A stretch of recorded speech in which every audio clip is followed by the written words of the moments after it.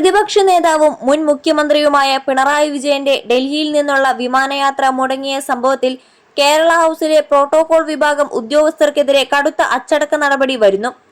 വീഴ്ച വരുത്തിയ ഉദ്യോഗസ്ഥരിൽ നിന്നും അഡീഷണൽ റെസിഡന്റ് കമ്മീഷണർ ഇന്നലെ അടിയന്തര വിശദീകരണം തേടിയിരുന്നു.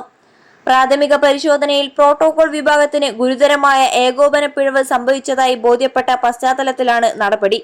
സംഭവത്തിൽ സമഗ്രമായ അന്വേഷണത്തിന് സർക്കാർ ഉത്തരവിടുമെന്നാണ് സൂചന. ഡൽഹി വിമാനത്താവളത്തിൽ കൃത്യസമയത്ത് എത്തിയിട്ടും മണിക്കൂറുകളോളം പ്രതിപക്ഷ നേതാവിന് കാത്തിരിക്കേണ്ടി വന്ന സംഭവം അഡ്മിനിസ്ട്രേറ്റീവ് തലത്തിൽ വലിയ ചർച്ചയായിട്ടുണ്ട്.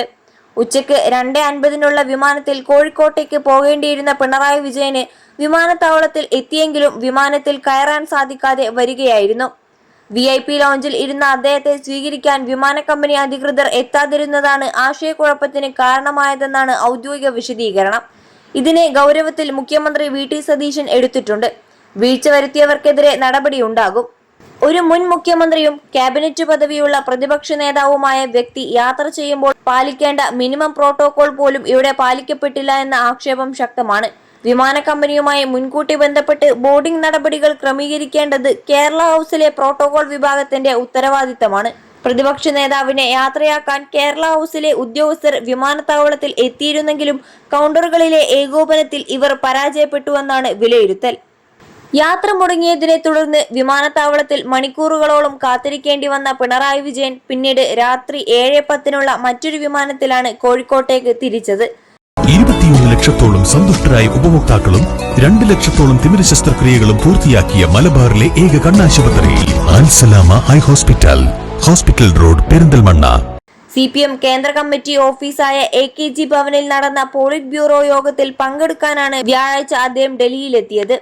യോഗത്തിന് ശേഷം ഇന്നലെ മടങ്ങാനിരിക്കെയാണ് ഉദ്യോഗസ്ഥരുടെ അനാസ്ഥ മൂലം ഈ ദുരനുഭവം ഉണ്ടായത്. അധികാര കസേര ഒഴിഞ്ഞതോടെ മുൻ മുഖ്യമന്ത്രിയോട് ഉദ്യോഗസ്ഥ ഭരണകൂടം കാണിക്കുന്ന അവഗണനയാണ് ഇതെന്ന തരത്തിൽ രാഷ്ട്രീയ കേന്ദ്രങ്ങളിൽ വലിയ പ്രതിഷേധം ഉയർന്നു കഴിഞ്ഞു.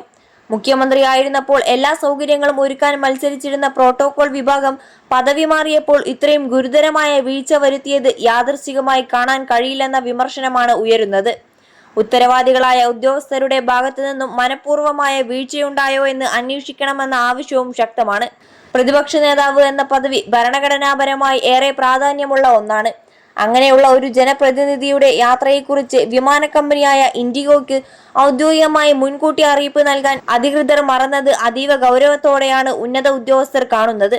വിമാനത്താവളത്തിലെ ഉച്ചഭാഷിണിയിലൂടെയുള്ള അനൗൺസ്മെന്റുകൾ VIP ലോഞ്ചിൽ കൃത്യമായി ലഭിക്കാതിരുന്നിട്ടും പ്രോട്ടോകോൾ ഓഫീസർമാർ ഉണർന്നു പ്രവർത്തിച്ചില്ല എന്നത് വീഴ്ചയുടെ ആഴം കൂട്ടുന്നു.